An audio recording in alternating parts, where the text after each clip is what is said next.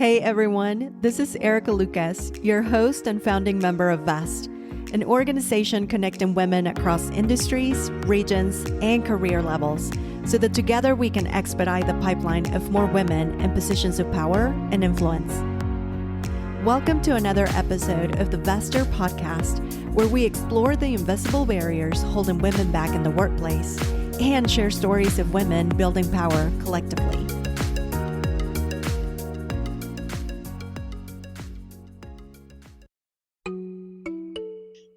I would say in women's sports in general, there's significant challenges in investment. We have great momentum behind us finally, but that momentum still requires investment from brands and media rights holders and others to understand the importance of giving them their due. We still only receive about 4% of the sponsorship revenue that's in the sports business. For those of you in philanthropy, the other side that's absolutely frustrating is that in this country, less than 2% of girls and women serving philanthropic organizations receive philanthropic funding. There is a term that's used in college athletics that I can't stand around women's sports. They've always been defined as non-revenue generating sports. So I'm going to ask all of you, some of you that are, venture capitalists or starting a business, would you ever look at a lens and define any business or any organization as non-revenue generating? You think you're going to make investment in that if that's how you're defined? So there's some natural things that just have to be shifted in a mindset that maybe it started that way because it was the right way to give them the opportunity to start playing 50 years ago. But if you don't invest in something, they're going to stay in that place. In this episode, we talked to Danette CEO of the Women's Sports Foundation, an organization that has been advocating for women's rights in the world of sports for nearly 5 decades. Founded in 1974 by the one and only Billie Jean King, the Women's Sports Foundation has invested more than $100 million to improve access and opportunities for girls and women in sports. Join us as we talk to Danette about the challenges girls and women in sports are facing now. What can we do as individuals and business leaders to level the playing field in sports? And how can we support the Women's Sports Foundation as it continues its mission to expand access and opportunities for girls and women in sports? For Danette's full bio and show notes, go to www.vesther.co/podcast.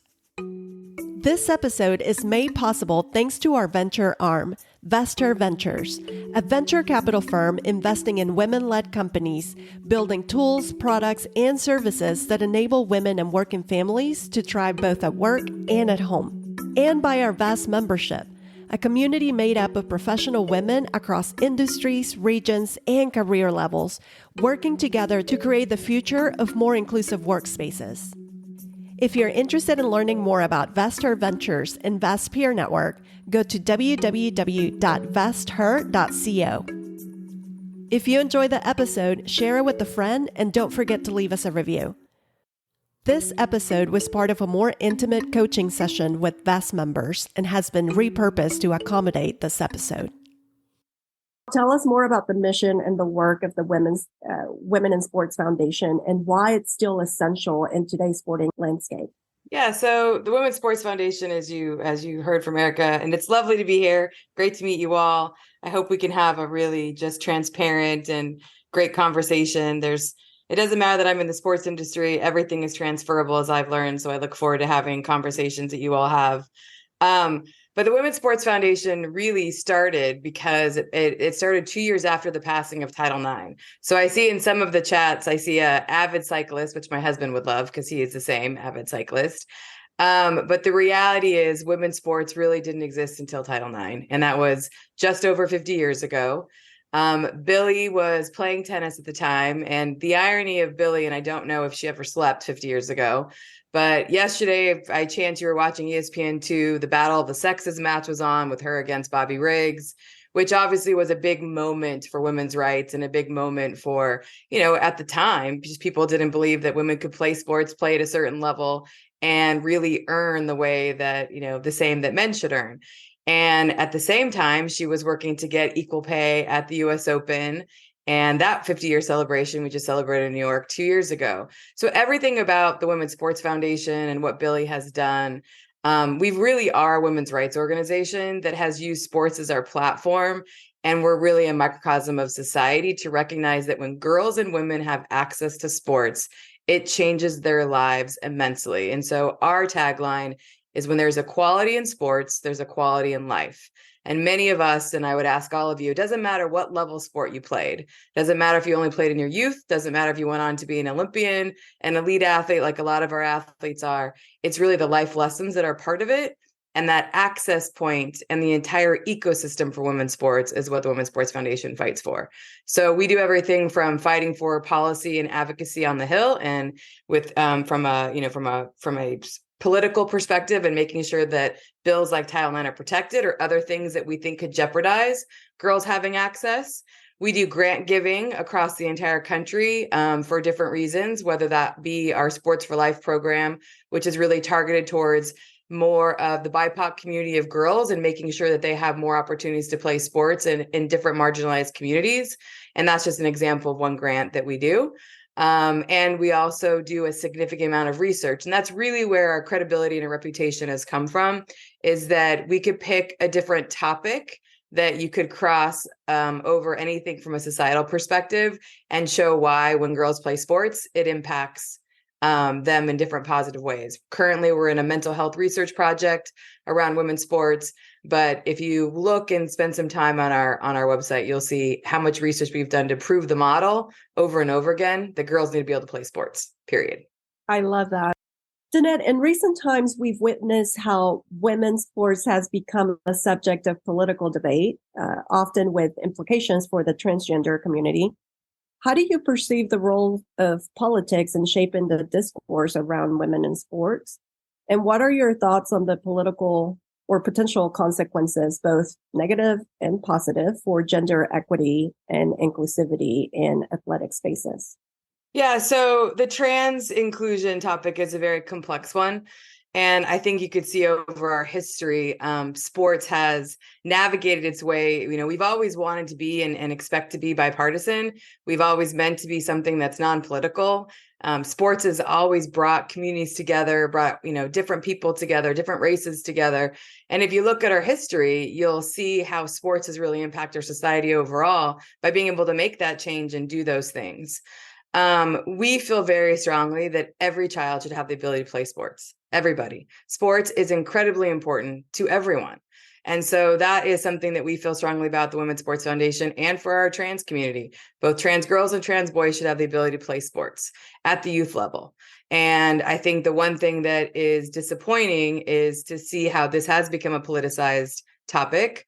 But we also understand, for those that are in women's sports and for those of us that also work within the elite sports side and competition is very different from youth sports. And there is the potential need for some regulations, potentially with a pathway towards inclusion, for that to be managed and handled by each of the national governing bodies. So they have to be looked at really differently.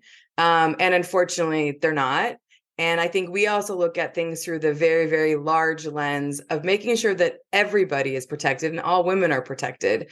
And I think that's where we come in to try to help people understand that this isn't a political issue. This is really about access and inclusion and opportunity. And just like I would say probably what happened if you think about the Jackie Robinson era and others,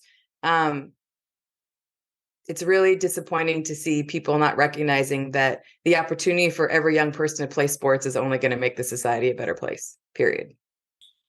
You work in both pro and college sports, and you're now focused on research and advocacy and all of the programming that you guys are doing. What are some of the key challenges that women athletes still face in various sports, both at the amateur level and professional arena? Well, we could probably spend 9 hours talking about that. So I think another example of us where I think sports really becomes a platform is the pay gap. The pay gap is real. The pay gap, we have a big platform, and our athletes have a big platform to talk about it. Nothing makes me happier when I'm watching the US Open trophy presentation and Billy's on the stage with Coco Gauff, and Coco gets a $3 million check and she leans over and thanks Billy for it. there is a reason why Billie fought for what she fought for, but that transcends sports. The intent has really been to always look at things. Sports has been, we've been able to do things through that sports lens, but it's really meant to do things across the entire pay gap and gender equality and equity gap across everything in the United States and globally. And so I think for us, that's something that, we worked hard fighting for U.S. women's national team and working with them in collaboration with them and with our resources for them to get equal pay. But there is significant challenges there. I would say in women's sports in general, there's significant challenges in investment. We have great momentum behind us finally. But that momentum still requires investment from brands and media rights holders and others to understand the importance of giving them their due. And that is starting to happen, but we still don't have enough. I mean, we still only receive about 4% of the sponsorship revenue that's in the sports business. For those of you in philanthropy, the other side that's absolutely frustrating is that in this country, less than 2% of girls and women serving philanthropic organizations receive philanthropic funding, less than 2%. So if you look at all this and tie this all together, it's really about women's rights and women's opportunities and creating equality for women. We have a big stage to use in sports, and we try to drive those different themes. And so in college and in pros, there is a term that's used in college athletics that I can't stand around women's sports. They've always been defined as non-revenue generating sports. So I'm going to ask all of you, some of you that are, venture capitalists or starting a business, would you ever look at a lens and define any business or any organization as non-revenue generating? You think you're going to make investment in that if that's how you're defined? So there's some natural things that just have to be shifted in a mindset that maybe it started that way because it was the right way to give them the opportunity to start playing 50 years ago. But if you don't invest in something, they're going to stay in that place. And so on the college side, it's really, really important that women are invested in and women's sports programs are invested in, and that broad-based sports programming continues to thrive for women. It still is one of the biggest educational reasons why women, especially women of color, have been educated, has been college scholarships and given a lot of first generation opportunities for women and people of color. And that's something that I think is also still really important, because there is only a less than 1% that go become WNBA Olympians. There's more women that are going on to lead businesses and become CEOs and others. And I think the one stat that I utilize all the time, which is why I think so strongly about sport, it doesn't matter what level sport I played in. I worked in a male dominated industry my entire career. I have amazing male allies that have backed me up. But the reality for me of knowing how to play sports, I learned how to lose. And when you know how to lose, you know how to win in negotiating, you know how to win in business, you know how to collaborate, you know how to have discipline. And those attributes are so critical for women and girls to have. And sports is the best entree for them to have that. So there are tons of areas that we see challenges for girls and women that still don't have the right access, don't have the right equality, whether it be through sport or investment. And also there's challenges with the entire ecosystem just being at risk. The collegiate system is really at risk. And the pro system has been one in which people are just trying to compare it to that they think we should be exactly at the same place as the men, but people forget we've only been playing sports for 50 years, and it's really not that long. Despite being 50% of the population, despite being 50% of the labor force, despite representing 85% of consumer spending, despite representing $10 trillion in purchasing power, like to see those numbers, did you say 4% of brand sponsorships goes to women's sports? Yeah, so the numbers have probably increased, but some of the last stats were around receiving about less than 4% of kind of sponsorship and media rights revenue, which is in the business side of sports has been the two primary ways that it's the funding mechanism of sports. If you look at it through the lens of kind of how men's sports has kind of worked for a long time, sponsorship, ticket sales, and then media rights, like being on television or being in some form of production so people can see you and watch you, have been kind of the system in which sports has been built around. And for the longest time, those percentages have been really, really small towards women. Very hard to find women's sports. Maybe up until 2 or 3 years ago, still hard to find a lot of women's sports. It's very fragmented, but those actual deals have been very small. And the amount of sponsors up until recently has been very small. But even though we've seen some momentum behind it, it's still not the numbers that we need to be at compared to, where you see some of our men's sports. But doing it in a fair way, in a way to understand where we are in our history and where we are in our cycle. But it requires investment, just like it requires investment in anything from a business perspective. And I think that's the challenge that has faced women's sports, and that we finally have had interest, and we're getting the audience and we're getting the numbers, and you're seeing things like Coco Gauff's match, was watched more than the male match.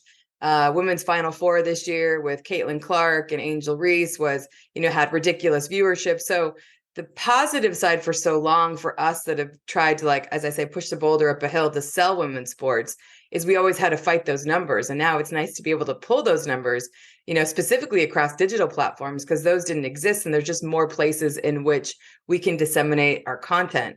But we still have a long way to go for that investment side from businesses, and wanting more ownership to want to buy and run women's pro teams is another example. That's starting to be more on the rise, but we still have tons of work to do as it relates to those leagues being able to thrive and those players getting paid what they deserve to be paid. Outside of investments, which is the pillar, what else could we be doing when it comes to, the gender pay gap? And how do we address this in a way that's, fairly compensated, but also across the board, right? Because you do see a little bumps in different sports, but I think, depends on the region, it depends on the sport. So what do you have to add on that? So I get asked this question all the time, and this is going to be the most basic, simple answer. I don't care where you sit on your ecosystem of how much money you have or what you choose to do with your money. I will tell you the easiest thing that any individual can do, and it's what has always bothered me, especially being half of the population: buy a ticket to a game, support a women's program. I don't care if it's college. I don't care if it's high school. I don't care if it's pro.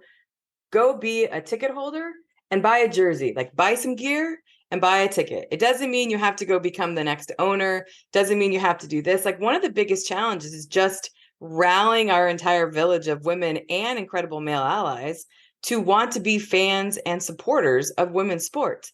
And when you do something as simple as that, like, I've spent my whole life putting a butt in a seat and being responsible for putting a butt in a seat, whether it be men's sports or women's sports, you help that ecosystem for that individual team or that league grow. Follow them on your social media platforms, amplify their stories. It can be really basic and very fundamental and rudimentary. And when we do that, we start to prove the model of the importance and the value of women's sports, which then does a lot of the things that we talk about, helps to become an example from a society perspective of that fairness. And the other component of it, when you want to make sure that girls continue to have access to playing sports. So I use myself as an example. I was a 9th grade middle school dropout. And from a Women's Sports Foundation standpoint, that basically means that there is the highest percentage of girls that quit playing sports is in middle school for like a plethora of reasons. And we could go through that on another question. But when that happens, then those those women don't become the leaders that you want them to be, don't have those opportunities. But when girls play sports at any level, there is a reason why 94% of C-suite women played sports. So you're going to see a pattern when more women play sports, become in those decision-making positions. We're starting to see that. Now those decision makers who are the CMOs of major brands are investing in women's sports.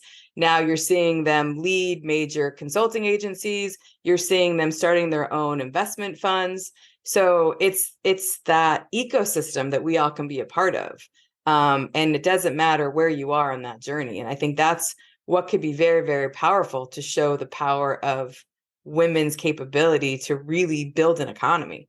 And I think that's something that people forget about too, from a women's sports perspective. Again, we can be this platform, but it serves a much bigger purpose as it relates to what we do for society, because we get that microscope on us, which is good and bad.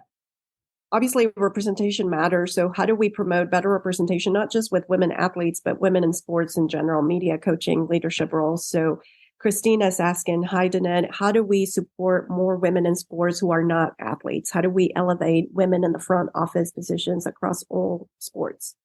Yeah. And so that's what I also use myself as an example. I didn't play softball past ninth grade, right? So if you really look at me, like you can say I played in my youth, but I didn't play past that. I was never an elite athlete, but I learned those life lessons, right? And those life lessons then transitioned me into becoming an executive in sports. And once I had that opportunity, I was very, very aware. And I think I know Amy heard me say this when I was with the Oklahoma City Thunder Women's Resource Group, is that once I became a vice president, it was very apparent that I was very alone in that room. And it became even more apparent every level that I increased in my career that it was my job, as simply as I could, to be that role model for the next generation behind me, not just as a great leader and developer of women, but a great leader and developer of men too, who could see what it's like to work for a strong woman and be successful at it. This is, to me, success for us is being able to do that across genders, but to be really deliberate in how you hire, how you develop people, and how you work towards making sure that you think about hiring a diverse workforce. And that has been very deliberate in my career. And when I had the opportunity to build teams, I'm very, very sensitive to that. And I'm very deliberate about it. And I think that's something we all have to do. It's taking baby steps in each space that you're in. It doesn't matter if you're starting your managing career, if you manage one person, or you're all the way up in the ecosystem. I do think you have to understand that you're going to be a role model for people, and people are going to look at you, and that you are going to be under more scrutiny and under more pressure to be successful, and you're going to be looked at a lot. And I think that's something that, if you're willing to take that on, you can be a very powerful leader to help continue to elevate women on the business side of sports, which I think I've spent my career really trying to do. And I see a huge difference from when I started to where we are today. I mean, you did not have general managers of Major League Baseball teams that were women. You did not have female referees in the NFL that are women. You did not have presidents of NBA teams that are women.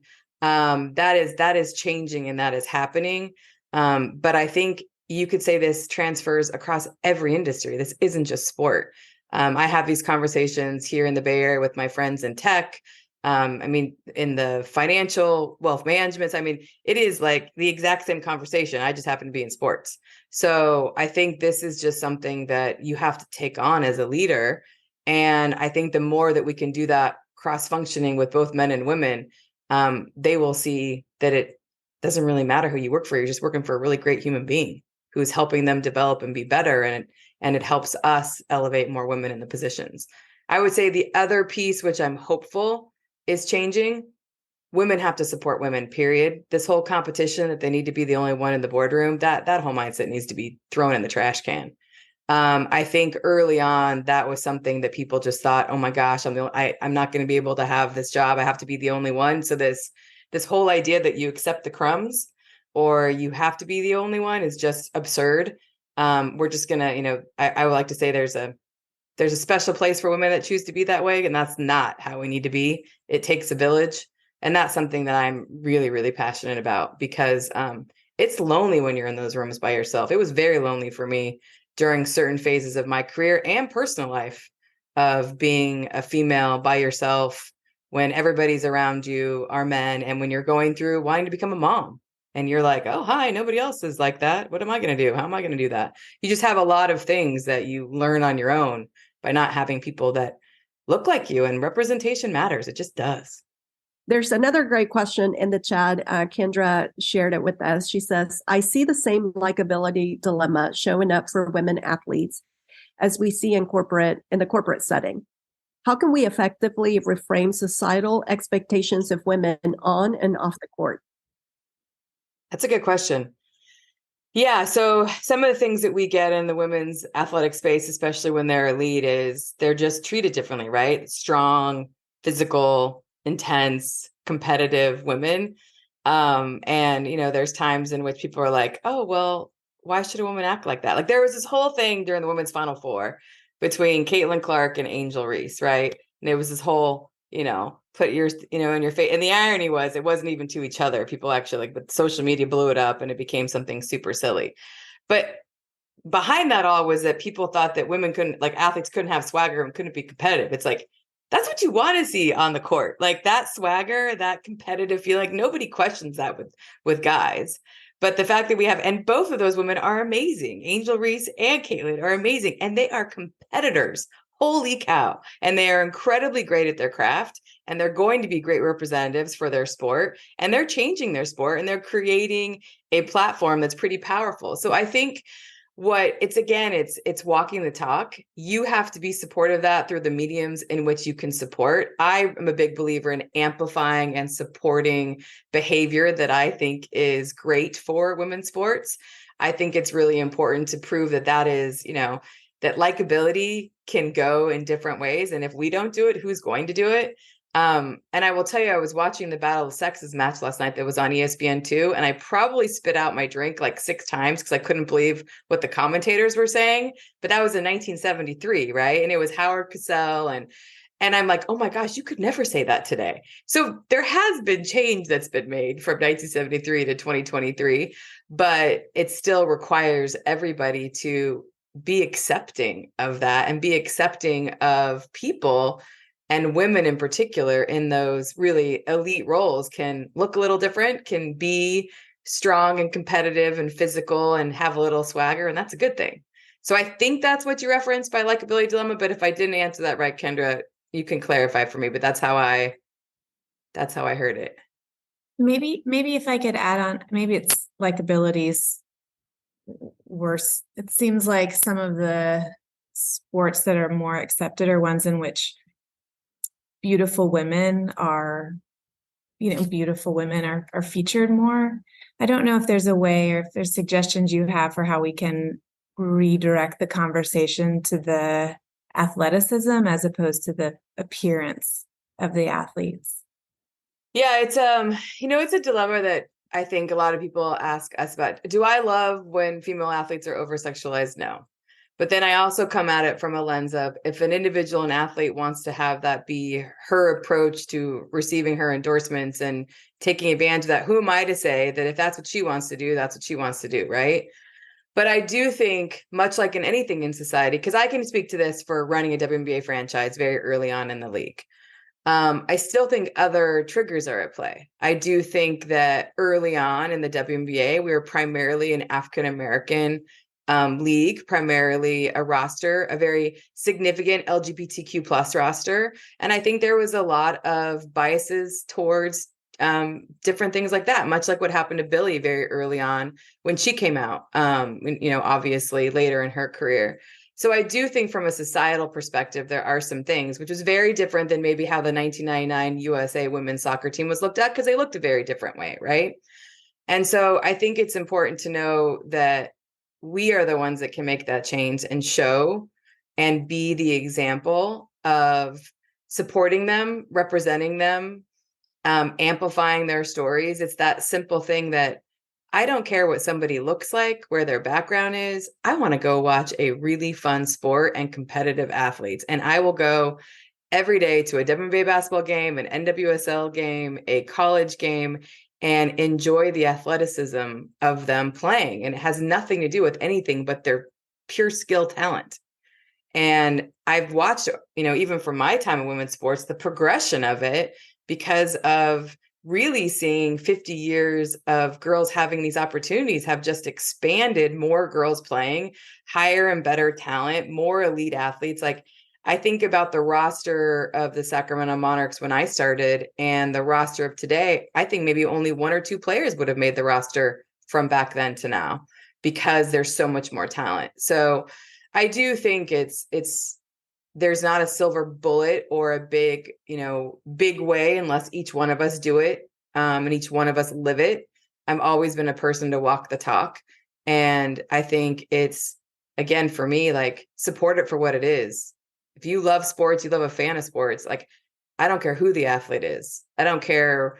I mean, I love watching them for their skill. I'm always in awe of watching athletes do things that I could never do. I'm like, especially now as I've gotten a lot older, I'm like, oh, man, how do you do that? So I think you just have to, it's kind of like what your mom and dad taught you very early on in your life. It's no different than treating people the way you want to be treated. and recognizing their skill for what their skill is and not making them different because they happen to be women versus men. But also everything else is at play. Like I said, race is at play, discrimination in other areas have been at play. And I think it's hopefully through time, as our society has evolved, more and more of those things have gone away. But I think, unfortunately, we've created an even more divisive society at the same time, which is why I think sports are even more important now than ever before, because it still does bring every type of community together. Just look in a crowd of any type of sporting event, male or female, and you'll see diversity like you've never seen. What would you say are some key milestones that we have achieved in terms of gender equity thus far? Oh gosh, I think there's a lot of them. I would say, one of the biggest things that would be in that area for me has been the reality of how many girls have had access to sport. I always kind of say that we still have, before Title IX, when I have conversations with all the kind of pre-Title IXers, which is pretty much everybody above Gen X didn't have the ability to play sports. And I recognize that they couldn't even put their foot on the court or in the pool or have an opportunity to play a sport, to now that, like, I can say with my daughter's generation, it wasn't even a thought. She could play anything under the sun that she wanted to play. So as a child, she played every sport. So I think that's real positive momentum, that it's understood generationally. And there's different challenges with those generations not recognizing that you still need to be thankful for Title IX and protect Title IX. But I like the fact that those women have had the opportunity to play anything they want. I always say the other real positive, and I use this example from my NBA days, is that I remember when the Monarchs, we were one of the original franchises, and I think the older NBA players never had maybe sisters or mothers or aunts or grandmas that played sports. So it was very new to them to see professional women's basketball players in the same training facility as them. But I did notice something with the rookies and the younger of that NBA roster even back then, which had been probably more like the Steph Currys of today. These generations of players now, for me, what's so fun to see are the NBA players sitting at the New York Liberty Washington game last night, and the interactions that happen between the male and the female athletes, and them bringing their children to the women's games. Like, now what's happened is you actually have some of these superstars, their mothers were the superstar athlete in their family, not their father.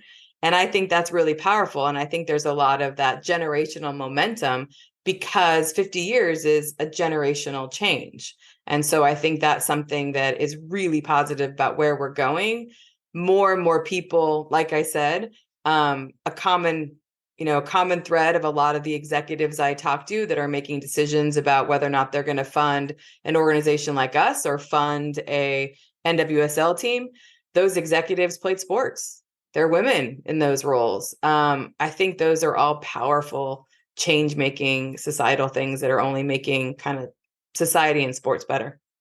Being a women's sports organization, women rights organization, one of the things, I don't know if you've experienced this, but we certainly have with VAST, is that while we are here unapologetically for women, we are very intentional about making sure that when we're talking about gender equity, about building more inclusive workspaces, and fixing the infrastructure that has gotten in the way of not just women, but other people achieving economic mobility, we are very intentional about making sure that people know that it's not a women's issue.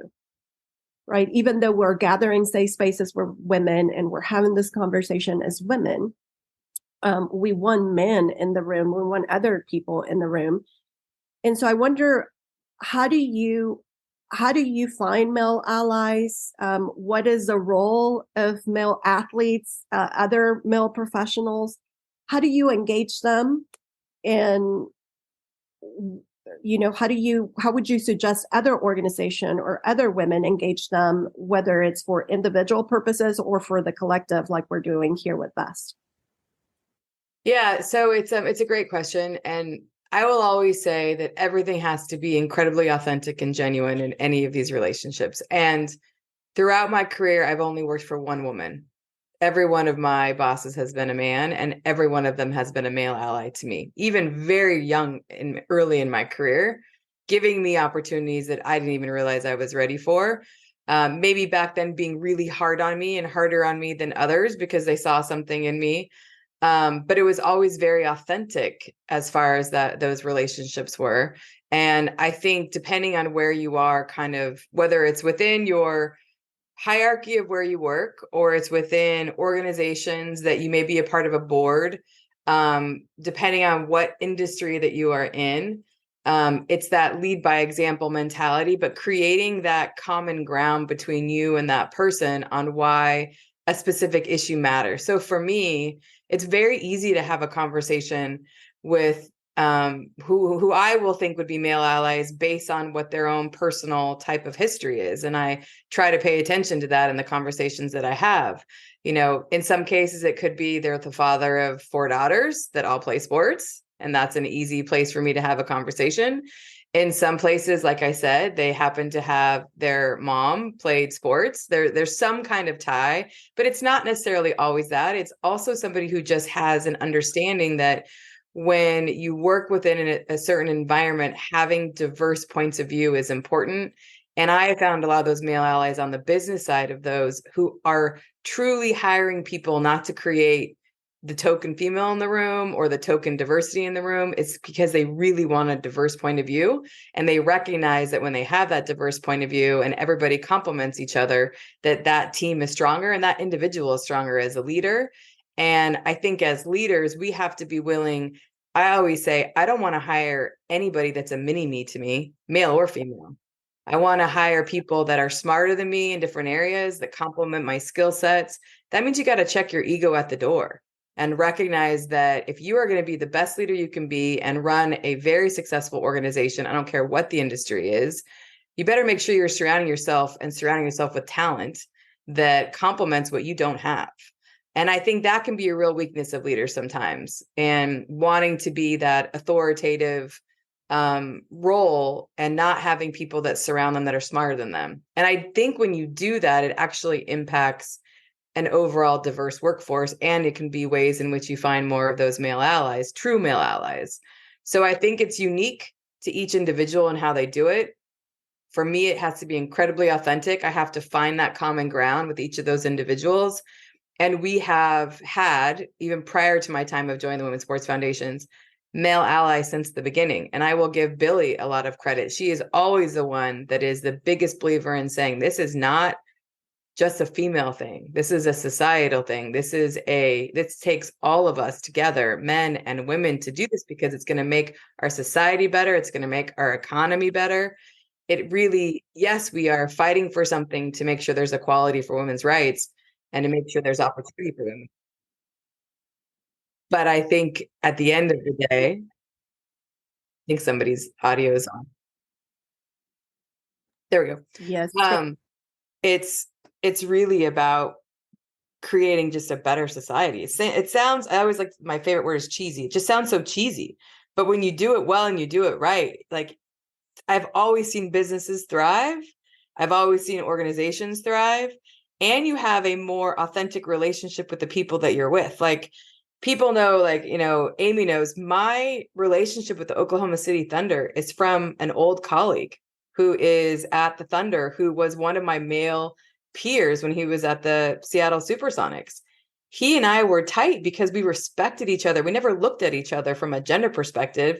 He respected me for my brain. I respected him for his brain. He was absolutely one of the best male allies I had. And he was very young in my career. That's why Brian Burns and I have such a great relationship, was because of his authentic, genuine, we worked with each other to make each other better. We looked at each other's marketing strategies for each of our teams to see where we could learn from each other, steal from each other. And we worked as a team. And when you have that, you find your male allies. It never was a question that we happen to be 2 different genders. My name is Lindsay Miller. I have a content marketing agency called Content Journey. And I also have an 8-year-old daughter and a 10-year-old son. I was an athlete. I saw there's lots of Tulsa people. I'm from Oolaga. So we have a strong, like, athletic program there, and played competitive sports all of my life, as soon as girls could play. But I also played on the boys' teams when I was young. Like, that's how into sports and athletics I was. And so I've been trying to play it cool as a parent and not fall into this, like, let's start them as 3-year-olds in the sports. But what has ended up happening, because I was trying to be so chill, is that my 8-year-old in softball, who's really enjoyed it and played basketball and soccer and trying to do all the things, she's sort of fallen behind all of the other kiddos who pushed really hard. And so she's now feeling really discouraged in the league that she's playing in. And my son is honestly seeing the exact same thing, because we let them, play for fun as opposed to just always learning to play to win. And so I'm curious what your thoughts are on a little bit of this, I don't know, shift, I think, to super, super competitive at a really young age, and any ideas or thoughts you have on still cultivating their eagerness in sport, because I'm really worried that they're going to be just so discouraged they don't want to continue. And so, trying to play this fine line of, let's practice every day in the backyard so that you can get the skills, but then it's not fun anymore. And so anyway, we're like in the process of this right now. Yeah. Everything in sports is not perfect. And I'll be the first to say, both as a mom and seeing the specialization in youth sports, I don't like it. I haven't liked it for a long time. And I will tell you, a lot of Division I coaches don't like it either. It's an unfortunate reality. And my daughter's now 20. I remember when my husband and I moved to this area, she was a soccer player and basketball player. And I was the same. I made her play multiple sports because I didn't want her to specialize. And I remember showing up at the soccer tryout when she was 6, and I saw all these parents with tripods, like filming their children. And I'm looking at my husband going, what the heck? And where are we? And what is this? And in the end, it did hurt her in high school as far as like her not specializing, but it hurt her, I'll put in quotes, about not making a team. But I will also tell you what sports teaches you to do is how to lose and how to be resilient.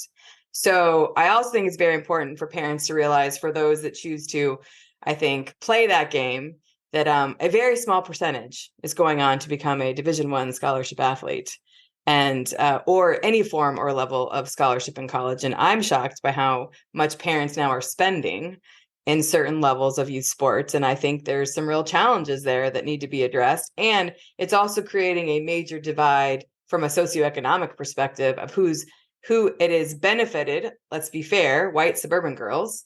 It has not benefited more BIPOC girls and other rural communities that don't have that same opportunity.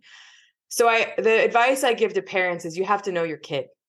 I've seen certain parents that have kids that that is how they are made. That is what they love. And they want to focus and they want to play one sport. And I let them go on that crazy journey if that's where they want and that's where their passion is. But it's really it's a kid by kid thing. I don't have the solution how the system currently is a bit broken. But I do think it's really important to know your kid and make a decision that way based on being a parent. But I also try to encourage parents that the reality is, please don't think that your child is going to go play at Duke or play at Stanford when they're 8. It's just like, don't have that mindset, because that reality is just not a smart reality. So I think it's the keeping up with the Joneses a bit, which is problematic. At the same time, I think you have kids that are really, really talented, that just have a drive and competitive nature that it's really good for them. And what I don't want to see, and what I have seen like in the middle school dropout phase for girls, is the ability to play. And when they think they can't just play, that really hurts them too. And so I've also seen, at least through the journey that my daughter went on, athletes that have played at a very high level early on. So what happened with my daughter's soccer team is she ended up playing with girls that all played that Division I elite soccer. And then they got to beginning of high school and they were like, I'm done. I want to play lacrosse. I want to play soccer. I want to do these things. And they all went down a couple levels and they still had a ball, and they created a team that was competitive and fun, but they weren't like playing on that, whatever, platinum gold team, whatever it was called. And so I think you just have to know your kid, know that journey. I also think that high school sports are still really important, not just those competitive club sports that seem to be taking over the high school space. I think that high school opportunity sometimes is also a great transition for people and for kids to play that may not go continue to play club basketball or club soccer or whatever that is. But it's a challenging one, and it's one I wish I had a better answer to, but it's the one that I would say you have to know your kid. What advice do you have for young women and girls aspiring to pursue a career in sports, whether as athletes or in sports management? Yeah, I mean, I'm a big proponent of it. Clearly, it's been my whole path.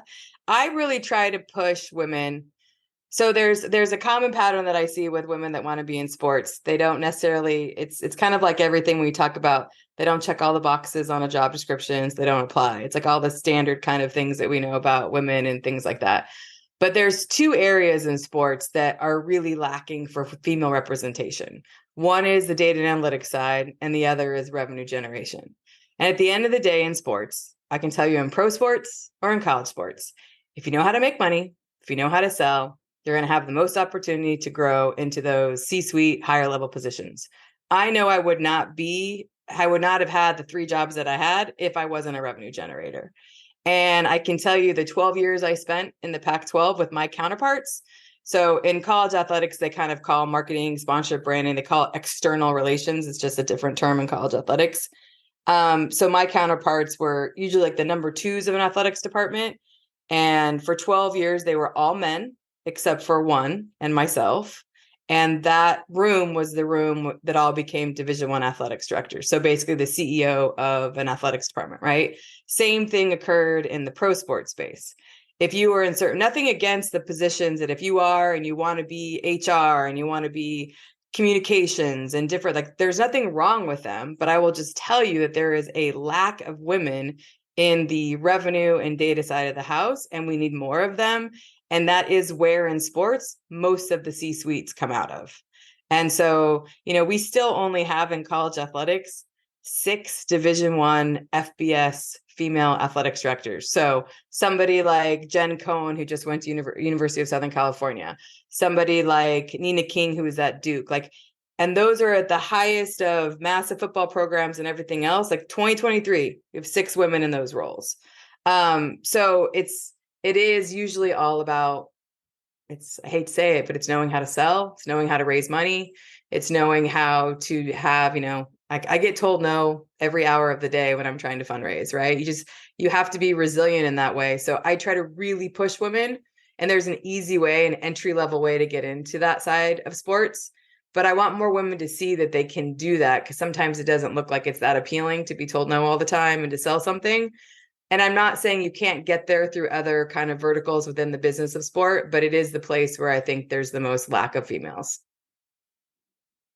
So anybody who ever Amy knows this, anybody who ever wants to talk about that side of the house, I'm always going to push you towards that side of the house. And the data side is just really new, because there's a performative side of data analytics in sports, which is very much I like to call it on the more operation side of a team. So if you're with the Thunder, as an example, there's a whole team that is looking at every performative data of those athletes to see how they can perform better from their shot to their health to you name it. That's a whole really kind of cool side of sports. And then there's a business side of data and analytics about how you, just like you would with a consumer brand. And that's also an area for some reason that there's a more lack of females in. So those two are interesting for us, but there's lots of ways to get into sports. There's lots of entry points, and it doesn't matter what gender you are. It doesn't matter if you're working for a male team or a female team. Everybody always wonders how I made it in my career. And I always tell them, I said, it wasn't because I was the vice president of the Sacramento Kings. It's because I ran a WNBA franchise and it was hard. That's what taught me how to be a CEO. My name's Michelle Singer with STIR. And my question is, I'm kind of a big believer in you vote with your dollars and try to align yourself with good partners that do what you're trying to, help with the change you want to see in the world. So if we want to see, for instance, more sponsorship dollars going to women's sports and women athletes, are there any organizations that I could support as a consumer or look to work with that say, hey, you know what, we see the importance of utilizing athletes for sponsorships or presenting our brand to the audiences, but we want to do even payouts, whether it's female or male, they get paid equally. I mean, is there anybody trying to do that from it all starts with the incentive is like who's paying the money sometimes. And so are there any organizations or companies that say, we want to pay equally for male and female sports? Or is it just doesn't make sense because of the audience size? Yeah, so I think it's as an individual, I would say it's different than how you look at it as a corporation. So I'll give you an example of a brand that has committed to equal media spending for men's and women's sports. That's Ally Financial. So Ally Financial has come out and said, and they do it, they live it. Their CMO is a former soccer player herself. She's fantastic. But one of her biggest challenges she'll say is there's not enough opportunities for her to be able to give the equal amount on the women's side to be able to actually spend the money, right? So the space has been so fragmented for so long, and the distribution of their content has been so fragmented for so long. So if you think about, and it's all changing because everything was based really much on linear television, right? Which we all know is like, I mean, there's gonna be generations that have completely cut the cord from that. But the model of sports has been very driven by you have this time of the day that you're watching your game at 7 p.m. or 4 p.m. on ESPN, right? So that's been a part of the model. That's all shifting. And there's lots more entities that are in the space now, whether it be Apple, Prime, you name it. So I think the opportunities will continue to grow and evolve for that distribution platform. But it'll be brands like that continue to do that, kind of like put a flag in the ground and say, we're going to do that. Individually, there's organizations, like we're an organization, like giving me the pitch for ourselves, right? Like what we do is go fight for this in different ways. Now we're from a not-for-profit lens, and we do things like fighting for equal pay for, U.S. women's national soccer and things like that. But we do it more through an advocacy and research lens, right? Which that may not be of interest of where you want to put your dollars. The other place is as simple as I said earlier. Buy a jersey. Like the amount, I will tell you, one of the biggest challenges in women's sports is merchandising. It is the biggest game changer for men's sports on how much money consumers buy merchandise and jerseys and t-shirts and hats for their favorite sports team. You need to do that for women's sports. I don't care if it's a Caitlin Clark jersey for the University of Iowa or it's a new Bay Area FC NWSL team or the LA Sparks. Whoever it is, like that merchandising side of the house is critical for individuals. And it's also buying a ticket and becoming a season ticket holder and investing in that particular sport, because those franchises are judged by how many fans they have, who's watching them, who's amplifying their social, like giving them the audience and the reach. It's like, it's no different than any consumer product. They're being judged by the reach and frequency of their brand. And the more individuals prove and they can show the data and show the numbers that they have people and an audience watching them and investing in them, that's how that equal pay will grow. And that's how those franchises and organizations will survive. So if it's in the Oklahoma City area, obviously you guys have a strong softball following. You have really powerful university teams. I would encourage all of you to rally around whatever women's sports program that is. Again, I don't care if it's high school all the way to pros. Support them. To close out, because it's 11 a.m. right now, tell us about the long-term objectives of the foundation and what's your call to action for us and anybody listening to the podcast? Well, thank you. I appreciate that. So I obviously took this role a year and a half ago, knowing that we were about to turn 50. So we turn 50 next year, which is a big milestone for us. Again, I don't know what Billy was doing. Like, I don't know if she slept between equal pay and everything she did with us and creating, obviously, the battle of the sexes and all of that. So my objective really is to build an organization that can sustain for the next 50 years. I am not naive to know that the legacy of Billy is on a lot of our shoulders. Billy did a world. If it wasn't for Billie Jean King, I wouldn't be here, and many people in this space wouldn't be here. And it's my personal passion that I took this job and took this role to create something that I can make sure that for the next 50 years, girls and women have access to playing sports, that we protect Title IX, that we recognize that we still have a significant amount of challenges. And what I really hope for is that people know who and what we are, they embrace who and what we are, and they either help us by giving funding to us in some form or fashion, or just by amplifying what we do on social media. Again, it's as simple as recognizing and being educated for the work that we do. And if you're passionate about gender equality and you're passionate about sport, then we could be the not-for-profit for you. But for me, the goal is to have a sustaining organization that will be here for the next 50 years, long after I'm gone. And my objective is to build a large endowment for this organization so that we can really have a research institute, continue to prove the data, continue to do the advocacy on the Hill. And much like what's happening, unfortunately, in women's rights around the country, we can't rest on our laurels, because we can't just think this is just going to keep existing. People have to keep fighting for it. And that's what we're going to do. If you enjoyed this episode, share it with a friend and don't forget to leave us a review. And if you're ready to take your career to the next level, apply to join our community of professional women, all eager to help you get there and stay there. Go to www.vesther.co and apply today.